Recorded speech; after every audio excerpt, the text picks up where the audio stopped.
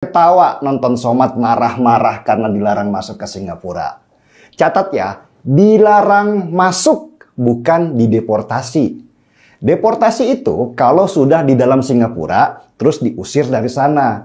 Kalau dilarang masuk, bahkan cuma disuruh nunggu di depan pagar doang, terus disuruh pulang. Pemerintah Singapura memang waspada banget dengan banyak isu tentang agama. Mereka dulu sekitar tahun 1984 pernah memasukkan agama dalam kurikulum pelajaran di sekolah. Tapi yang ditemukan pemerintah Singapura malah mengerikan. Siswa di sekolah menjadi terkotak-kotak berdasarkan agamanya apa, sehingga mereka jadi nggak fokus belajar. Dari hasil pengkotakan itu, terjadilah ketegangan antara agama di Singapura hanya karena satu agama yang memaksakan kehendaknya pada agama lain, sehingga hampir saja terjadi kerusuhan rasial di sana. Sejak saat itu, pemerintah Singapura mencabut pelajaran agama dari sekolah-sekolah. Agama bahkan tidak boleh dibicarakan di tempat-tempat publik, kecuali di rumah dan tempat ibadah. Agama harus ada di ruang pribadi, tidak boleh dipamerkan di ruang sosial. Agama harus dipisahkan dari kehidupan sehari-hari sehingga orang berbaur sebagai warga negara Singapura bukan dari agamanya apa. Itulah yang dilakukan pemerintah Singapura sampai sekarang. Keras? Sudah pasti. Tapi buktinya sampai sekarang Singapura aman. Bahkan ketika mereka memisahkan agama dalam kehidupan sosial, ekonomi mereka juga maju, pendidikan mereka maju, semuanya maju. Beda dengan Indonesia yang cuman agamanya doang yang maju. Pernah dengar ada kerusuhan rasial di Singapura sejak itu? Nggak ada kan? Meski agama penduduk di Singapura mayoritas Buddha, tapi di sana nggak ada keistimewaan untuk mereka yang beragama Buddha. Ukuran pemerintah Singapura adalah kemajuan dan kemakmuran, bukan akhirat. Beda dengan Myanmar yang juga mayoritas beragama Buddha, tapi negaranya sibuk sekali dengan masalah agama daripada kemajuan negara. Nah, dengan situasi yang tenang seperti itu, maka investor asing sudah pasti berbondong-bondong ke Singapura karena negaranya stabil secara politik. Kalian boleh apa saja di Singapura, asal jangan pernah ikut campur di politik dan agama. Itu aja syaratnya. Itu masih belum keras. Yang lebih keras lagi, ketika Singapura mengeluarkan undang-undang terorisme mereka yang dinamakan Internal Security Act atau ISA. Dengan undang-undang itu, pemerintah Singapura bisa menangkap siapa saja yang berpotensi membuat kerusuhan rasial di negara itu tanpa harus lewat proses hukum biasa. Jadi, baru niat bikin rusuh aja, ketika terdeteksi langsung ditangkap oleh polisi. Singapura memang negara otoriter.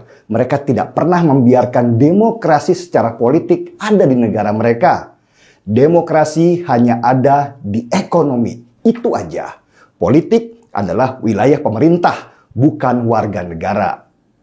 Jadi kalau Abdul Somad dilarang masuk ke Singapura, sebenarnya itu harus disyukuri oleh si Somad sendiri. Lah, kalau misalnya dia dibiarkan masuk dan kemudian ceramah menghina agama lain di dalam sana, terus akhirnya ditangkap oleh pemerintah Singapura berdasarkan undang-undang terorisme mereka, nanti yang ribut malah dua negara, Indonesia dan Singapura. Dan Singapura itu terkenal nggak ada kompromi masalah itu. Bisa-bisa dihukum mati si Somad karena dianggap berpotensi membuat kerusuhan rasial di sana. Tahu alasan apa yang membuat Somad dilarang masuk ke Singapura? Somad dianggap sebagai penceramah yang suka menghina agama lain, sehingga dikhawatirkan membangun jurang perbedaan di masyarakat Singapura yang multi etnis dan multi agama. Somad juga dalam ceramahnya pernah merestui bom bunuh diri. Ngeri kan? Wah, bisa ditangkap Somad kalau dia ceramah di sana. Jadi seharusnya Somad dan pendukungnya bukan nyalah-nyalahin pemerintahan Singapura.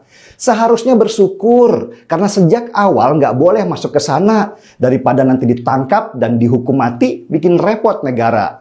Dan seharusnya juga Somad mulai introspeksi kenapa dia dilarang di banyak negara dan dimusuhi.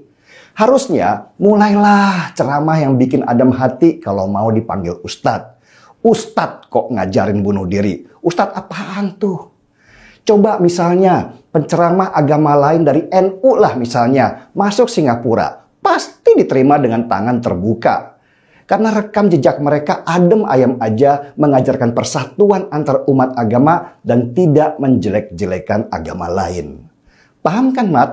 Harusnya lu paham, udah gede, masa masih nggak pinter-pinter aja.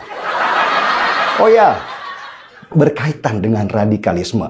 Saya baru saja meluncurkan trailer film Sayap-Sayap Patah, kisah yang terinspirasi dari kejadian di Makobrimob tahun 2018, di mana 5 orang anggota Densus 88 gugur di sana. Mari kita jaga negara kita dari radikalisme dan terorisme seperti Singapura menjaga negaranya. Saya seruput kopi dulu. Beberapa pendakwah asing yang datang ke sini tidak faham konteks berbilang bahasa dan bangsa Singapura. Mereka menyeru supaya para penganut agama dan bukan penganut dipisahkan. Mereka mengutuk orang beragama lain dan adakala mengutuk seagama mereka sendiri hanya kerana mereka berlainan aliran atau mazhab. Mereka menganjurkan amalan dan adat yang boleh membawa padah kepada Singapura. Sebilangan pemimpin Islam telah menyuarakan kebimbangan mereka. Kami memantau perkembangan ini. Pendakwah asing pernah dilarang masuk ke Singapura. Ada pendakwah beragama Islam, ada beragama lain. Yang jelas, pemerintah harus tegas dan konsisten terhadap semua agama demi mempertahankan keharmonian agama. Salam saudara-saudara yang diberkati oleh Tuhan. Itu dia video cuplikan yang baru saja kita tonton tadi videonya. Bagaimana seorang Dennis Regar mengatakan dengan jelas apa yang terjadi kepada Ustadz Abdul Somad ketika diusir dari satu negara yang memiliki toleransi yang tinggi, yaitu Singapura. Dan seorang Dennis Regar jelas mengatakan bahwa seharusnya puas bersyukur akan hal itu. Karena ketika dia masuk ke dalamnya, maka ketika dia ceramah yang melakukan menghina agama lain, maka dia akan bisa kena hukuman, yaitu mati, kata Dennis Regar. Nah, saudara-saudara, Dennis Regar juga mengatakan bahwa Singapura itu adalah negara yang begitu memiliki tinggi toleransi, ya, sehingga di negara ini mereka dalam berkomunikasi, bahkan dalam berkenalan atau bersosialisasi satu sama lain tidak dilihat dari agamanya, karena memang pemerintah di sana menerapkan hal tersebut. Tetapi sangat luar biasa, ekonomi mereka sangat begitu maju karena hal tersebut, dan mereka sudah membuktikan bahwa ketika mereka tidak menggunakan politik dengan mencampurkan agama, maka mereka merasa mereka semakin maju, ekonomi mereka semakin meningkat. Nah, kiranya video yang saya bagikan ini memberikan kepada kita pelajaran penting, bahwa kiranya di negara kita pun, Republik Indonesia, hal itu diterapkan. Karena bagaimanapun juga agama itu adalah pribadi antara kita dengan Tuhan. Agama itu tidak perlu kita umbar-umbarkan di hadapan orang. Bahkan, saudara, kita tidak perlu yang mempamer-pamerkan agama kita kepada orang lain. Karena yang namanya agama adalah pribadi, hubungan kita dengan Tuhan. Jadi biarkan antara kita dan Tuhan saja yang tahu tentang keimanan kita. Ya, sehingga kita di Indonesia ini, ya, dalam bersosialisasi, dalam menjalin hubungan dengan orang lain, ya, bisa berjalin atau bersahabat dengan baik tanpa memandang agama tersebut. Karena kadang-kala orang tidak mau berteman karena melihat agamanya. Nah, saudara-saudara, saya rasa sekarang ini bukan lagi zaman seperti itu. Marilah kita sebagai negara kesatuan Republik Indonesia, kita ubah cara berpikir kita. Karena ketika kita mengubah cara berpikir kita, akan ada kemajuan dalam diri kita dan bagi negara kita. Kiranya video yang saya bagikan ini boleh mencerdaskan dan menambah wawasan kita. Tuhan memberkati kita. Shalom.